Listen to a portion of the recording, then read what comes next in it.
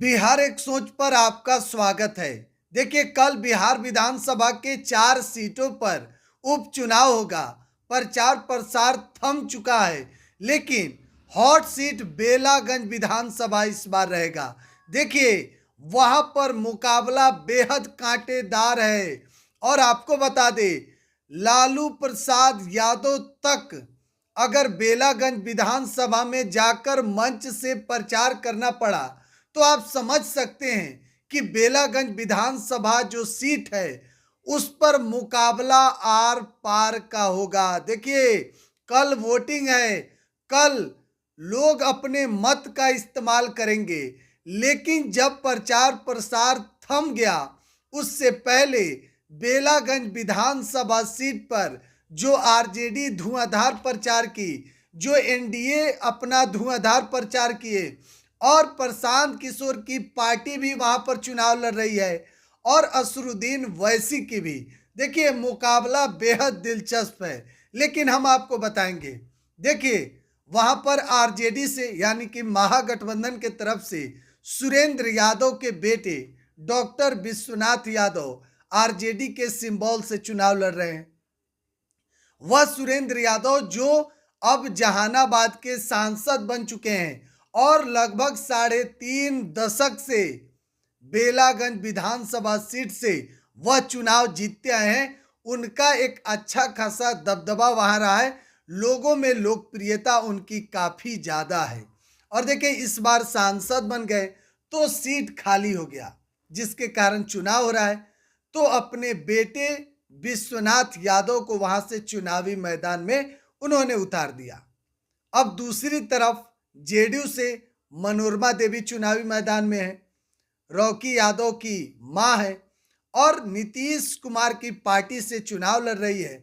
नीतीश कुमार के बेहद भरोसेमंद लोगों में से महिला उम्मीदवार में से एक मनोरमा देवी है।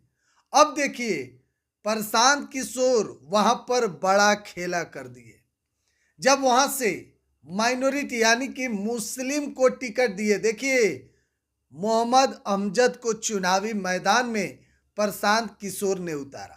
तो वहीं असरुद्दीन वैसी की भी पार्टी AIMIM वहां से चुनाव लड़ रही है। तो मुकाबला आप जरा गौर कीजिए। देखिए, जो आरजेडी का कोर वोटर MY है यानी कि मुस्लिम और यादव, तो यादव वोटर भी बट रहे थे, क्योंकि मनोरमा देवी एक तरफ चुनावी मैदान में है जेडीयू के सिंबल से और सुरेंद्र यादव के बेटे विश्वनाथ यादव। अब रही बात मुस्लिम वोटर की। देखिए, सबसे ज्यादा संख्या बेलागंज विधानसभा सीट पर यादव की है, 70,000 वोट उनके हैं। और दूसरे नंबर पर मुस्लिम वोटर हैं लगभग 62,000। एक बड़ी आबादी, एक बड़ी संख्या मुस्लिम और यादव की बेलागंज विधानसभा सीट पर है। तो वहां से असरुद्दीन वैसी की भी पार्टी चुनाव लड़ रही है। तो मुस्लिम वोटर किस तरीके से बट रहे हैं, देखिए। वहां पर प्रशांत किशोर की पार्टी जनसुराज ने मोहम्मद अमजद को चुनावी मैदान में उतार दिया और दूसरी तरफ असरुद्दीन वैसी के भी पार्टी है। तो मुस्लिम वोटर में भी बिखराव होते हुए दिखाई दे रहा था और यादव में भी।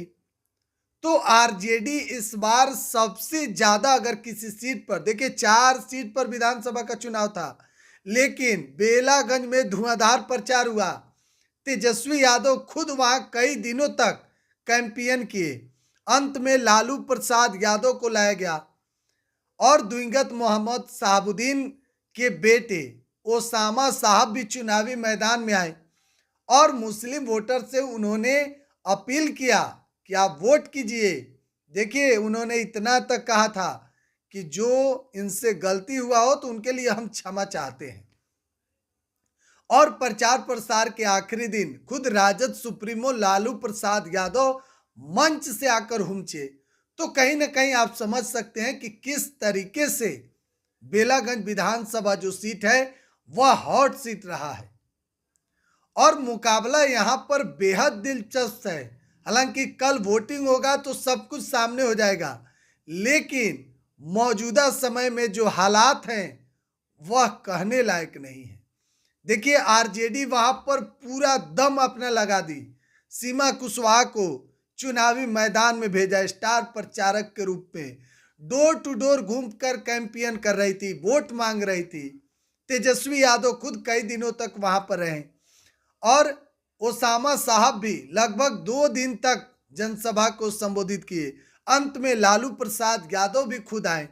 तो कहीं ना कहीं बेलागंज विधानसभा सीट जो है वह आरजेडी के लिए नाक की लड़ाई बन गई थी और वहां पर मुकाबला बेहद दिलचस्प है, चाहे आरजेडी हो, जेडीयू हो, जनसुराज हो, असरुद्दीन वैसी की भी पार्टी।